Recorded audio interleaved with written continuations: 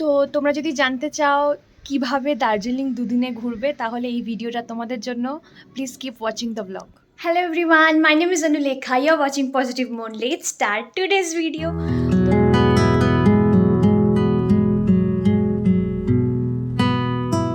তো আজকে হচ্ছে 1st মে আর আমরা চলেছি আজকে আমাদের একটা নতুন ট্রিপের উদ্দেশ্যে, একটা ছোট্ট স্মল ট্রিপ। তো সবটাই থাকবে ভিডিওতে। এখন বাজে প্রায় 8:45 মতন। আমাদের গাড়ি বুক হয়ে গেছে শিয়ালদা থেকে, আমাদের ট্রেন। আমরা ক্যাব নিয়ে ডিরেক্টলি শিয়ালদা যাব। তো চলো বেশি দেরি করব না, যেতে যেতে সব ইনফরমেশন শেয়ার করতে থাকবো। Keep watching the blog. আজকে আমরা ধরবো Darjeeling mail 12343 up Darjeeling mail Sealdah থেকে ছাড়ে এবং নিউ জলপাইগুড়ি হয়ে হলদিবাড়ি পর্যন্ত চলাচল করে। চলে এসেছি আমরা শিয়ালদা স্টেশন। চলো যাওয়া যাক। আমাদের 14 নম্বরের ট্রেন দিয়েছে। পুরো যাত্রা সম্পন্ন করতে ট্রেনটির সময় লাগে 10 থেকে 11 ঘন্টা। এই ট্রেনটি বহু বছর ধরে উত্তরবঙ্গ যাত্রার একটি আবেগের নাম, বিশেষ করে বাঙালির জন্য। পাহাড়ের ভ্রমণের শুরুটাই যেন হয় এই দার্জিলিং মেলের রাতের যাত্রা দিয়ে।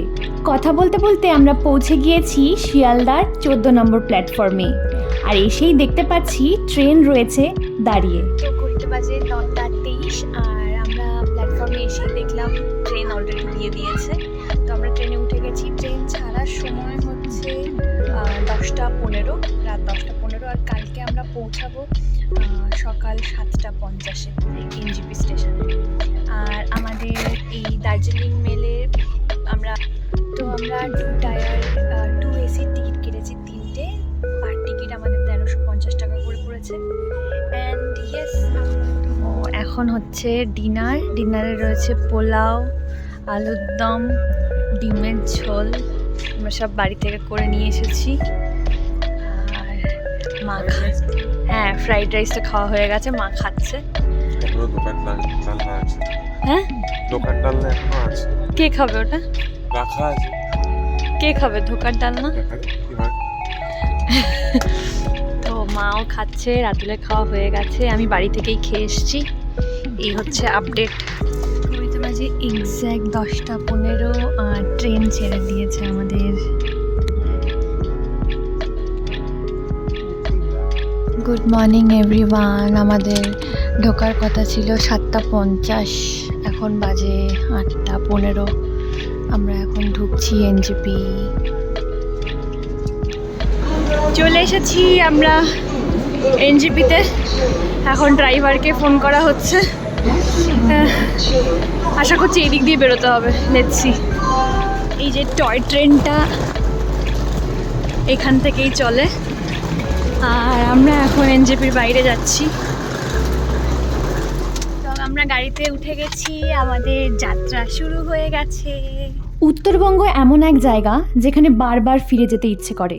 পাহাড়ি মানুষের আন্তরিকতা, তাদের সরল ব্যবহার আর প্রকৃতির নিঃশব্দ সৌন্দর্য মনকে এমনভাবে শান্ত করে দেয় যেন ভিতরের অজানা ক্লান্তিগুলো ধীরে ধীরে সেরে উঠতে থাকে। এখানে এলে মনে হয় পাহাড় শুধু চোখকে নয়, মানুষকেও হিল করতে জানে। আর তাই আবারও হিল হতে আমরা চলে এসেছি উত্তরবঙ্গ। বাইরে হচ্ছে বৃষ্টি আর আমরা ব্রেকফাস্ট করার জন্য এক জায়গায় ঢুকে গেছি। দেখো, এখানে হবে আমাদের ব্রেকফাস্ট। আর ব্রেকফাস্ট এখান থেকে ভিউটা জাস্ট অসাধারণ। এই যে পাহাড়, এখানে আমরা ব্রেকফাস্ট করব। আমরা খেলাম ম্যাগি, অমলেট, রাতুল খাচ্ছে দার্জিলিং টি। এত সুন্দর দৃশ্য দেখতে দেখতে। ব্রেকফাস্ট করে আমরা উঠছি পাহাড়ে। কাশিয়াং স্টেশন পার করলাম, সামনে একটু ট্রাফিক আছে। ঘড়িতে বাজে 12টা, আমরা এখন ঘুম স্টেশন ক্রস করছি।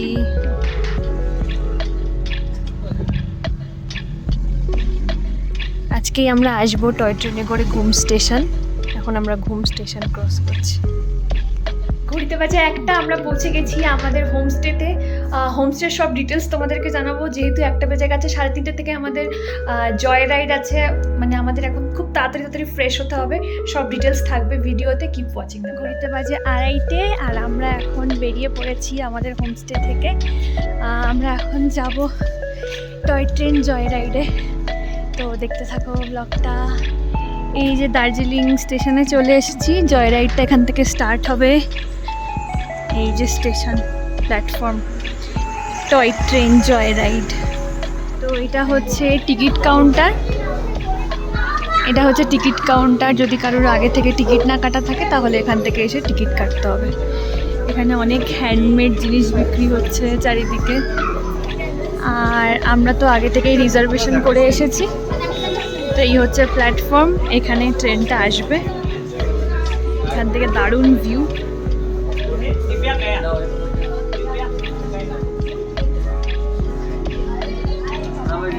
এই দার্জিলিং টয় ট্রেন জয় রাইডের টিকিট বুকিং করা যায় খুব সহজেই। IRCTC ওয়েবসাইট বা রেলওয়ে রিজার্ভেশন কাউন্টার থেকে অনলাইনে টিকিট কাটা যায়। সাধারণত দার্জিলিং থেকে ঘুম জয় রাইড সবচেয়ে বেশি জনপ্রিয়, যেখানে ট্রেনটি বাতাসিয়া লুপ ও ঘুম স্টেশন ঘুরে আবার দার্জিলিং ফিরে আসে। আজকে আমরা সেই যাত্রাই তোমাদের সামনে তুলে ধরছি। ট্রেনটি 2 ধরনের ইঞ্জিন দ্বারা চালিত হয়। প্রথমত ডিজেল জয় রাইড, যার টিকিট মূল্য 1000 টাকা প্রতিজনে। আরেকটি হয় স্টিম ইঞ্জিন জয় রাইড, যার টিকিট মূল্য ওই 1500 থেকে 1600 টাকার মধ্যে ঘোরাঘুরি করে। আমরা ডিজেল জয় রাইডের টিকিটই কেটেছিলাম, আর আমরা কিন্তু অনলাইনে টিকিট বুক করেছিলাম। এই জয় রাইডটি সম্পন্ন হতে সময় লাগে প্রায় 2 ঘন্টা মতো। তো আমরা এখন রয়েছি টয় ট্রেনের মধ্যে। এ দেখো ভিস্টাডোম কোচ, উপর থেকে পুরো আকাশ দেখা যাচ্ছে। আর এই যে জানলার ধারে পুরো বাইরেটা দেখা যাচ্ছে।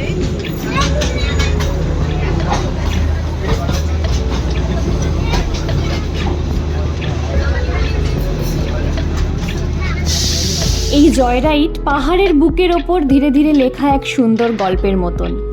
ছোট্ট সেই ট্রেনটা যখন মেঘ, পাহাড় আর সবুজের মাঝখান দিয়ে এগিয়ে চলে, তখন প্রতিটা মুহূর্ত সিনেমা দৃশ্যের মতো দেখতে লাগে। ট্রেনের হুইসেল, ঠান্ডা হাওয়া আর পাহাড়ি রাস্তার সেই শান্ত সৌন্দর্য সব মিলিয়ে এ যাত্রা শুধু ভ্রমণ নয়, একটা শান্ত অনুভূতি বটে। দেখতে দেখতে পৌঁছে গেলাম আমাদের প্রথম গন্তব্যস্থল বাতাসিয়া লুপে। বাতাসিয়া লুপ এমন একটি জায়গা যেখানে দাঁড়ালে মনে হয় পাহাড় যেন নিজের সবচেয়ে সুন্দর রূপটা এখানেই লুকিয়ে রেখেছে। চারপাশে সবুজ পাহাড়, ঠান্ডা হাওয়া আর দূরে মাথা উঁচু করে দাঁড়িয়ে থাকা কাঞ্চনজঙ্ঘা, সব মিলিয়ে জায়গাটা এক অদ্ভুত শান্তির অনুভূতি দেয়। আর সেই টয় ট্রেন যখন ধীরে ধীরে গোলাকার লুপ ঘুরে যায়, পুরো দৃশ্যটা যেন কোনো সিনেমার মুহূর্তের মতো লাগে। ট্রেনটি বেশ কিছুক্ষণ এখানে দাঁড়ায়, যাতে ভ্রমণকারীরা এই সুন্দর জায়গাটিকে উপভোগ করতে পারেন এবং পাহাড়ের এই অসাধারণ মুহূর্তগুলোকে ছবির মাধ্যমে স্মৃতিতে ধরে রাখতে পারেন। এরপর আমরা পৌঁছে গেলাম ঘুম স্টেশনে, ভারতের অন্যতম উচ্চতম রেল স্টেশন। মেঘে ঘেরা ছোট্ট এই পাহাড়ি স্টেশনটির মধ্যে এক আলাদা নস্টালজিয়া আর শান্তি লুকিয়ে আছে। পুরনো স্টেশনের সৌন্দর্য, ঠান্ডা হাওয়া আর টয় ট্রেনের সেই ঐতিহ্যবাহী অনুভূতি পুরো জায়গাটাকে আরও বিশেষ করে তোলে। এই ঘুম স্টেশনের ওপরেই অবস্থিত রয়েছে ঘুম মিউজিয়াম, যা খোলা থাকে সকাল 10টা থেকে দুপুর 1:30 পর্যন্ত, আবার দুপুর 2টো থেকে বিকেল 4টে পর্যন্ত। আমরা যেহেতু 4টের পরে পৌঁছেছি, সেজন্য ঘুম মিউজিয়াম তোমাদেরকে ঘুরে দেখাতে পারলাম। বাতাসিয়া লুপের উপর দিয়ে আমরা যাচ্ছি, এবার কিন্তু আমাদের ট্রেন দাঁড়াবে না। সবাই বাই বাই করছে। দার্জিলিং হিমালয়ান রেলওয়ের টয় ট্রেন জয় রাইড যেন এক টুকরো স্বপ্নের সফর। ছোট্ট রঙিন ট্রেনটি ধীরে ধীরে পাহাড়ের বুক চিরে এগিয়ে যায় মেঘ, পাইন গাছ আর সুন্দর পাহাড়ি গ্রামের মাঝখান দিয়ে। ট্রেনের জানলা দিয়ে দেখা যায় কাঞ্চনজঙ্ঘার মনোমুগ্ধকর দৃশ্য, ঠান্ডা হাওয়া আর পাহাড়ের নিস্তব্ধ সৌন্দর্য। সব মিলিয়ে মনকে এক অন্য রকম শান্তি এনে দেয় এই জয় রাইড। এর আগেও বহুবার দার্জিলিং যাওয়া সত্ত্বেও আমাদের জয় রাইডের অভিজ্ঞতা এটাই ছিল প্রথমবার। শেষ হলো আমাদের জয় রাইড, এবার আমাদের টয় ট্রেন ঢুকছে দার্জিলিং স্টেশনে। এই যে আমরা স্টেশনে ঢুকছি। আমাদের জয় রাইড শেষ হতেই আমরা আর সময় নষ্ট না করে চলে গিয়েছিলাম দার্জিলিংয়ের মল রোডে। এই দার্জিলিংয়ের মল রোড হলো দার্জিলিং শহরের প্রাণকেন্দ্র, যেখানে পাহাড়ের সৌন্দর্য আর শহরের প্রাণচাঞ্চল্য একসাথে মিশে যায়। চারপাশে পাইন গাছ, ঠান্ডা হাওয়া আর দূরে কাঞ্চনজঙ্ঘার অপূর্ব দৃশ্য এই জায়গাটিকে আরও বেশি আকর্ষণীয় করে তোলে। সন্ধ্যা নামলেই পুরো মল রোড আলো আর মানুষের ভিড়ে জমে ওঠে, তবুও পাহাড়ি শান্তির অনুভূতি কিন্তু থেকেই যায়। আমরা এখানে ডিনার করতে আসবো, কিন্তু ভিড়টা দেখো।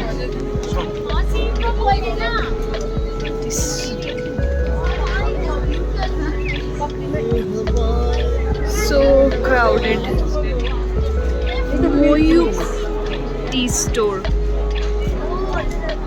এখান থেকে আমরা চা শপিং করলাম। এই যে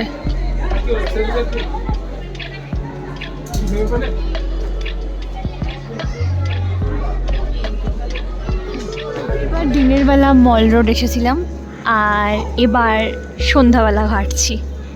সন্ধ্যাবেলার পরিবেশটাও একেবারে অন্যরকম, খুব সুন্দর। সবাই ঘুরছে ফিরছে, চারিদিকে যেন একটা আনন্দের আবহাওয়া।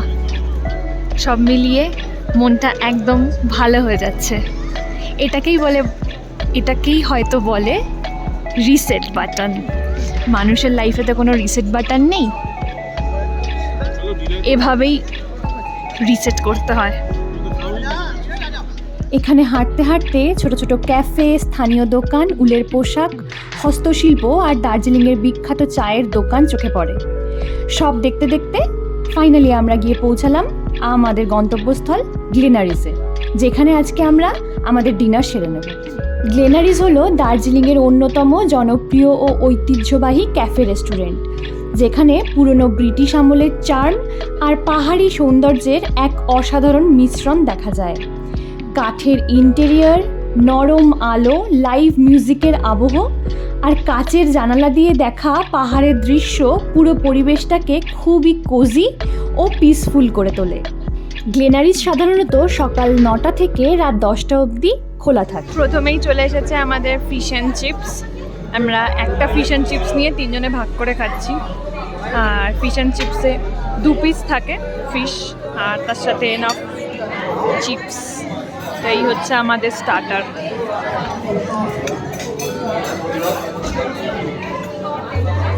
কেমন টেস্ট?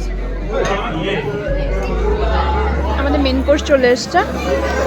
এটা হচ্ছে গ্লেনারিস স্পেশাল চপসি। এটা হচ্ছে steak, chicken steak on sizzler. এটা নর্মাল চিকেন স্টেক।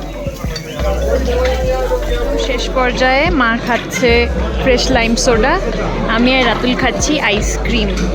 তো আগেরবার এসে ব্রাউনি উইথ আইসক্রিম খুব ভালো লেগেছিল, এবারেও সেটা খেতে চেয়েছিলাম, কিন্তু এখন বাজে ঘড়িতে 8টা 31 আর সব অ্যাপেল পাই বলো আর ব্রাউনি বলো সব শেষ।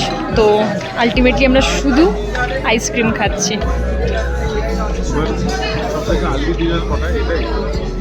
এসে গেছে আমাদের বিল।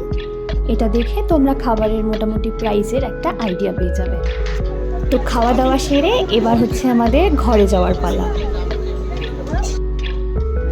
তো আমরা ডিনার করে ঘরে ফিরে গিয়েছি, আর এখন তোমাদেরকে একটা স্পেশাল জিনিস দেখাবো। স্পেশাল আমাদের রুম ট্যুরটা তো এখনো দিইনি, রুম ট্যুর দেবো। তার আগে জাস্ট ব্যালকনি থেকে রাতের ভিউটা দেখাতে চাই। Our room, and this is the balcony, and see the view.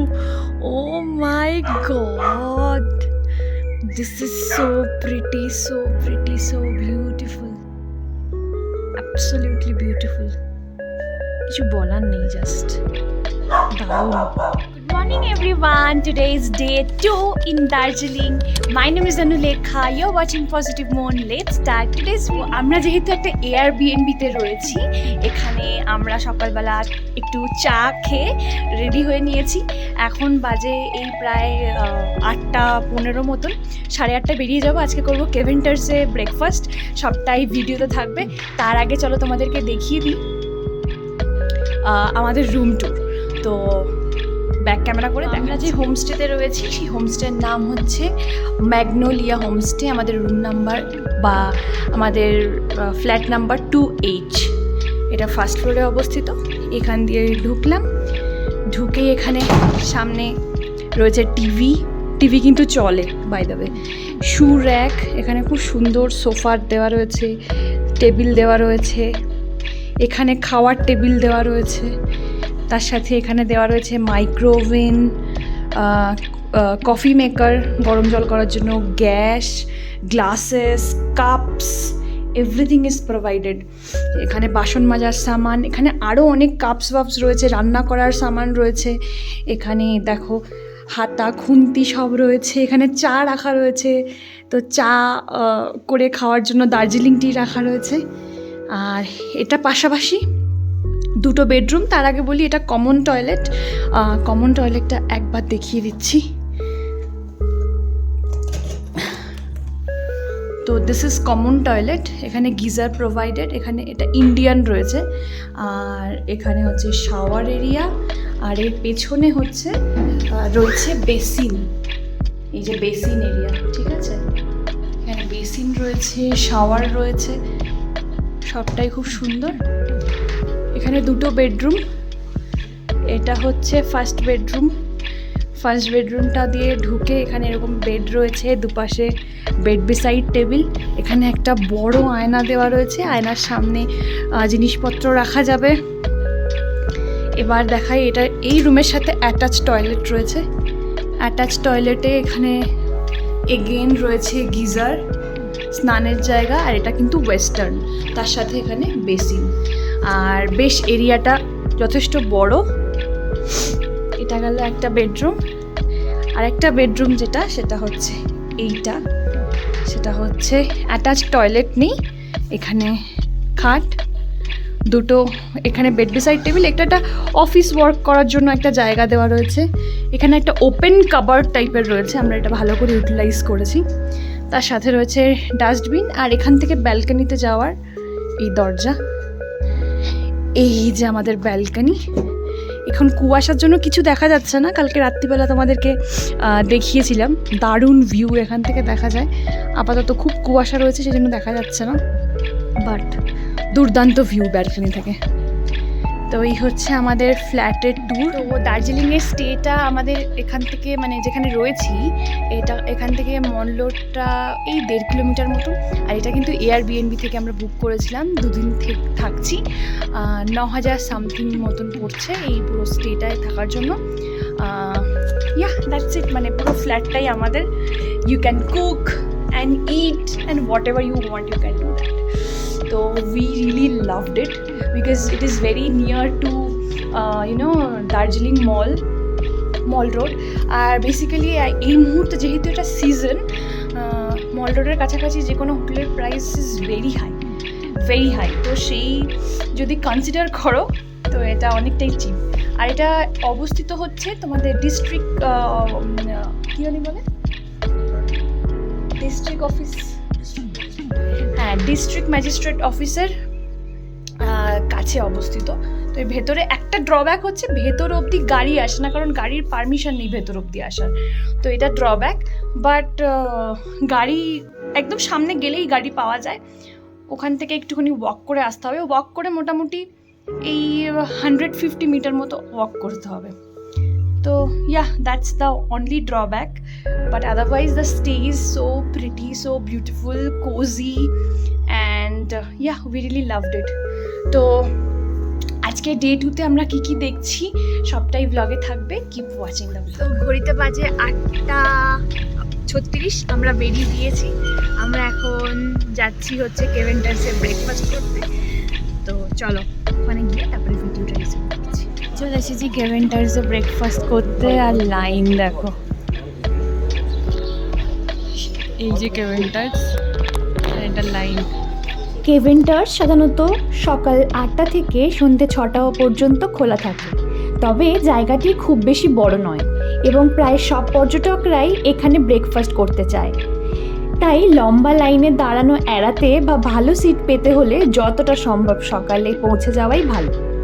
সকাল সকাল গেলে শান্ত পরিবেশে আরাম করে খাবার উপভোগ করা যায় এবং ভিড়ও তুলনামূলকভাবে কম থাকে। তো ফাইনালি খানিকক্ষণ অপেক্ষা করার পর আমাদের পালা চলে এসেছে, আর আমরা একদম চুজি হইনি, ভেতরে গিয়ে বসে পড়েছি টেরেস সাইড ভিউ নিয়ে। এসেছে আমাদের খাবার, মা খাচ্ছে সসেজ আর পোচ, আমরা খাচ্ছি সানি সাইড আপ, আর এটা হচ্ছে সসেজ, আর এটা হচ্ছে সালামি। তো এটা একটা প্ল্যাটার ছিল, আমরা প্ল্যাটারটা নিয়েছি, রাতুলও সেম। তো এখানে বসার আমরা ঢুকেছি 9:45, 9:59, 15 মিনিটসের মধ্যে খাবার দিয়ে দিয়েছে। তো লেটস ইট নাও। এসে গেছে আমাদের ব্ল্যাক কফি, আর মা খাবে চা, মার জন্য চা, Darjeeling tea. This is black coffee.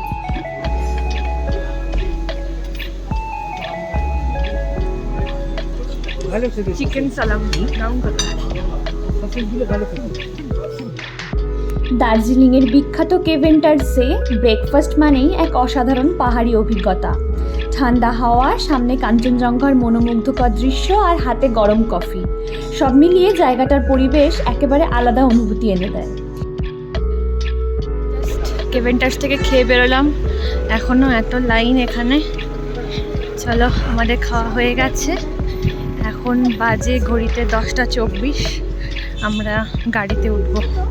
কেভেন্টার্সে আমরা লাইন দিয়েছিলাম 8:45-এ, ঢুকে গিয়েছিলাম 9:45-এ। তো জায়গা কোথায় বসবে সেটা যদি প্রেফারেন্সেস না থাকে তাহলে it will take around 1 hour. তো 1 আওয়ারের মধ্যে ভেতরে ঢুকতে পারবে। আজকে সানডে মর্নিং ছিল আর আমরা এসেছিও দেরি করে, 8:45-এ আসাটা ইজ নট রেকমেন্ডেড। 7:30 8টার মধ্যে চলে আসাটাই বেটার, কারণ লাইন পড়ে যায় আদারওয়াইজ।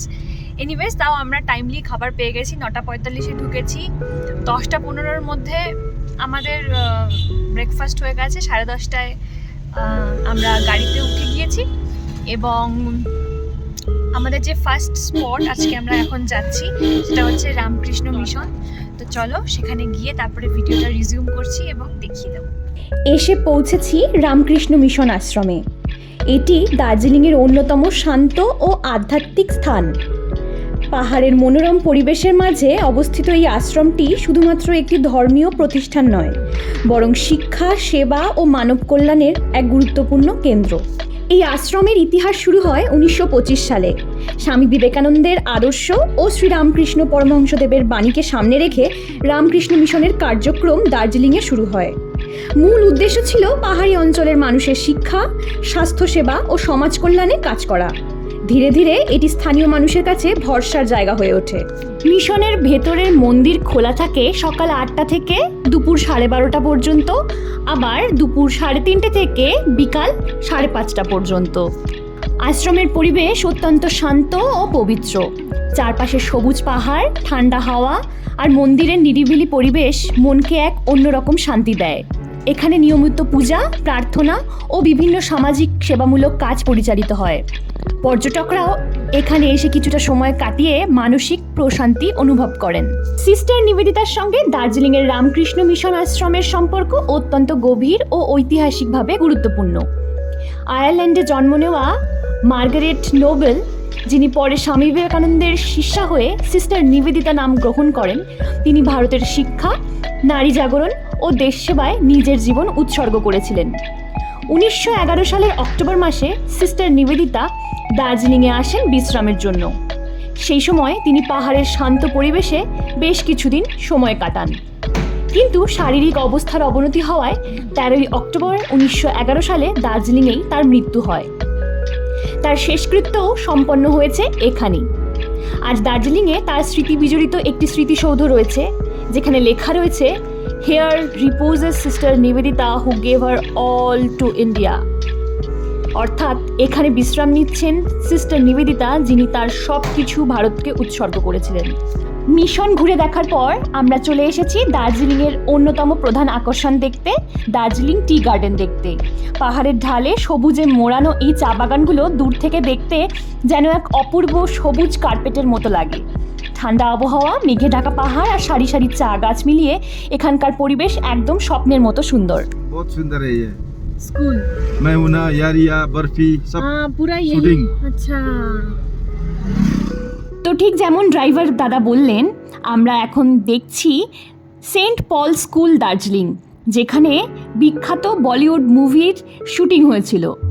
মেহুনা সিনেমার বেশিরভাগ স্কুলের দৃশ্য শ্যুট করা হয়েছিল সেন্ট পল স্কুলে।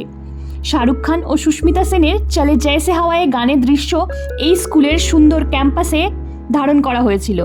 পাহাড়ের মাঝে ব্রিটিশ আমলের এই স্কুলের আর্কিটেকচার ও পরিবেশ সিনেমাটিকে আরও আইকনিক করে তুলেছিল। বাচ্চারা খেলছে, কি সুন্দর লাগছে। এই স্কুলে মেহুনা, বরফি সব সিনেমার শুটিং হয়েছে। আমরা চলে এসেছি দার্জিলিংয়ের জুতে। এখন বাজে 12টা 4। আমরা এখন ওয়াক করে উপরে উঠছি।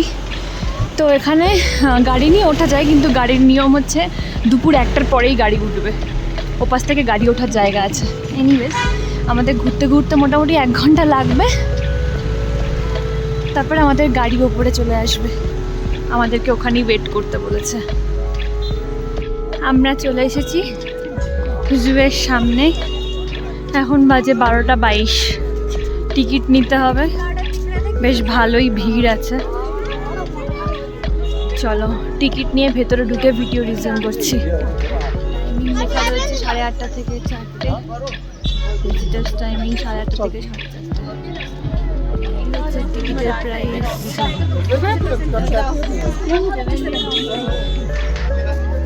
ঢুকে এখানে লেখা রয়েছে কোন দিকে কি। আমরা প্রথমেই রেড পান্ডা দেখতে যাচ্ছি, তো এই ডান দিকে রেড পান্ডার দিকে। লেটস গো, দেখি রেড পান্ডা। এই যে রেড পান্ডা, এই যে পাতাটা হচ্ছে সোয়াশুনি দেখো। এই দেখো মনে হয় সোয়াশুনি দেখো, অনেক দূরে, জুম করলে ফেটে। এই যে রেড পান্ডা, এটা একটু কাছে ঘুমোচ্ছে, স্লিপিং।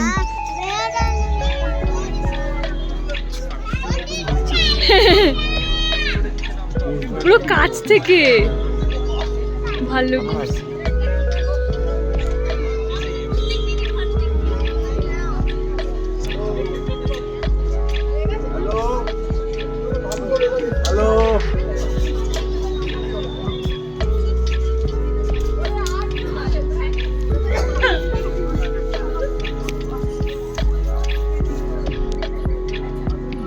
স্নো লেপার্ড, বাহ বাহ, এই যে স্নো লেপার্ড।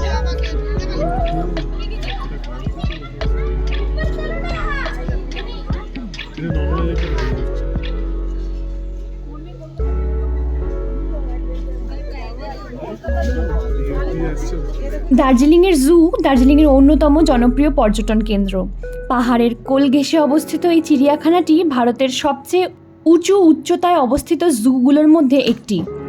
ঘড়িতে বাজে 1:36। আমরা চলে এসেছি জাপানিজ টেম্পল। তো এটা হচ্ছে জাপানিজ টেম্পল, এটা হচ্ছে পিস প্যাগোডা। চলো আগে জাপানিজ টেম্পলে যাব। জাপানিজ বুদ্ধিস্ট টেম্পল এবং পিস প্যাগোডা দার্জিলিংয়ের অন্যতম শান্ত ও আধ্যাত্মিক দর্শনীয় স্থান। পাহাড়ের মাঝে অবস্থিত এই জাপানি মন্দির ও পিস প্যাগোডা শান্তি, ভালোবাসা ও মানবতার বার্তা বহন করে। এই মন্দিরটি প্রতিষ্ঠা করেছিলেন জাপানি বৌদ্ধ সন্ন্যাসী, যিনি বিশ্ব শান্তির উদ্দেশ্যে বিভিন্ন দেশে পিস প্যাগোডা নির্মাণ করেছিলেন।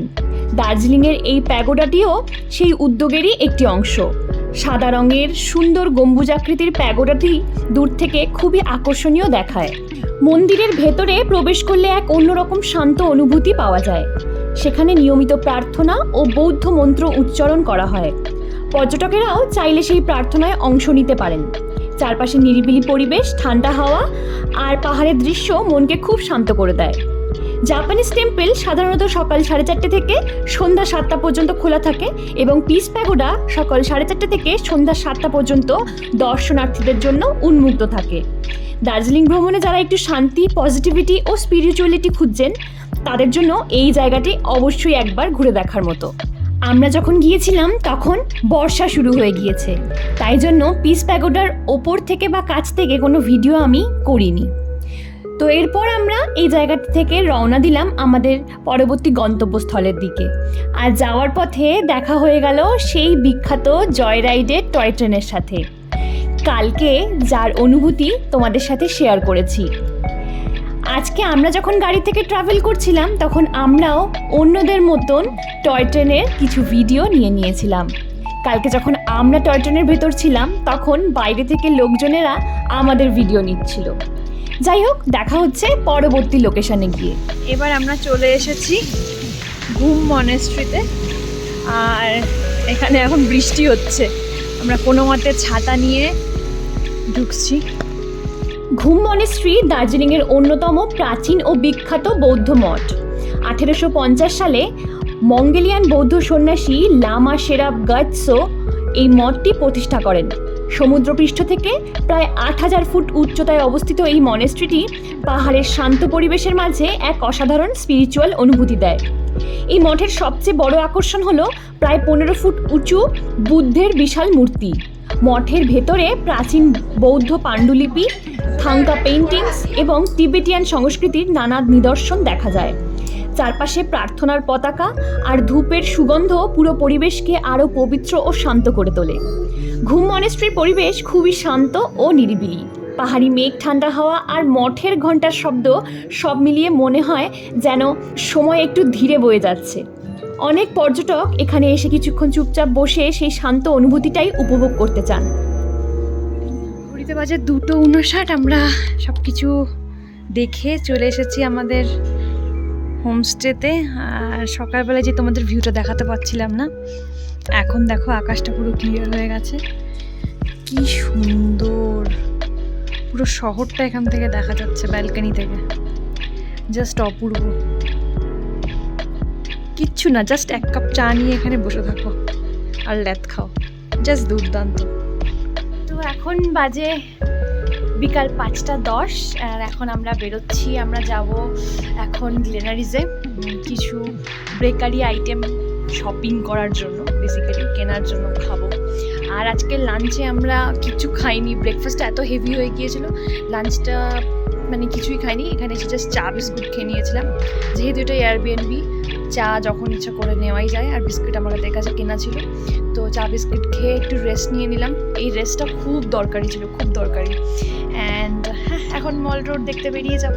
তো আমরা আজকে যেটা স্কিপ করলাম সেটা হচ্ছে রোপওয়ে। এবার কারণটাও বলে দিচ্ছি। রোপওয়ের ওখানে কিন্তু লাইন দিয়ে রোপওয়ে করতে মোটামুটি 4 আওয়ার্স মতো টাইম লেগে যায়, এর থেকে বেশিও লাগতে পারে। মানে 1.5 ঘন্টা রোপওয়েতে লাইন, এবং তারপরে 1.5 ঘন্টা মানে টিকিটের লাইন প্রথমে, এবং তারপর 1.5 ঘন্টা হচ্ছে রোপওয়ে চড়ার লাইন। তো কিছু ইনসিডেন্টস ঘটেছিল, কিছু অ্যাক্সিডেন্টস ঘটেছিল, যার জন্য এখন সেফটি প্রিকশনসটা এত বেশি করে নেওয়া হয় যে একদম বেশি লোককে চড়ায় না, অল্প অল্প করে ক্যাপাসিটি নিয়ে রোপওয়েটা চলে, এবং সেই কারণে এত ক্রাউড ম্যানেজ করতে ওদের একটু টাইম লাগে। তো ইটস ভেরি টাইম টেকিং। তো আই উড সাজেস্ট, যদি তোমরা আগে কখনো রোপওয়ে না চড়ে থাকো তাহলে একটা দিন রোপওয়ের জন্য রাখতে পারো, but otherwise you can skip the ropeway part actually. Otherwise তোমরা বাকি জায়গাগুলো কিন্তু মিস করে যাবে।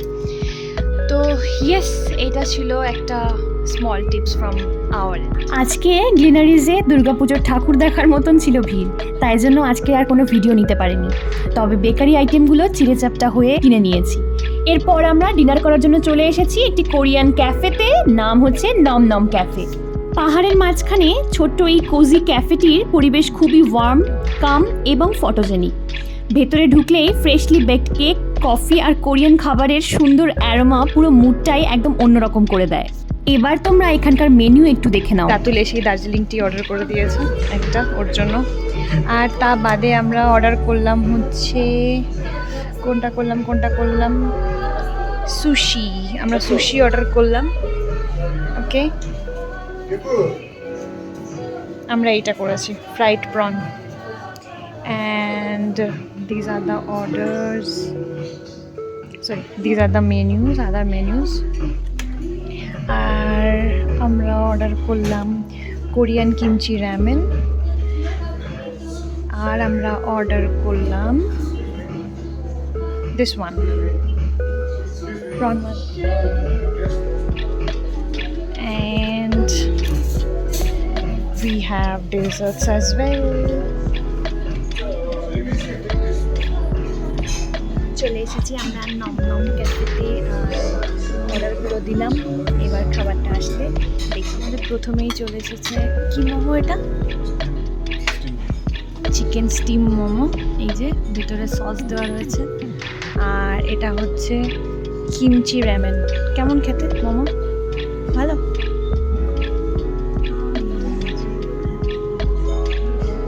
আমাদের খাওয়া দাওয়া ডান হয়ে গেছে। এখানে একটু পেস্ট্রি সেকশনও রয়েছে। অ্যান্ড এবার আমরা হোটেলের দিকে যাব। নম থেকে বেরিয়ে যাচ্ছি। So that's all for today. তো ভিডিওটা ভালো লেগে থাকলে do not forget to subscribe my channel, hit on the like button to comment and let me know what you want to see from me and share my video with your friends. That's all for today. I'll be back soon with a new video, with a new content. Till then, be happy, keep smiling and keep loving. Bye.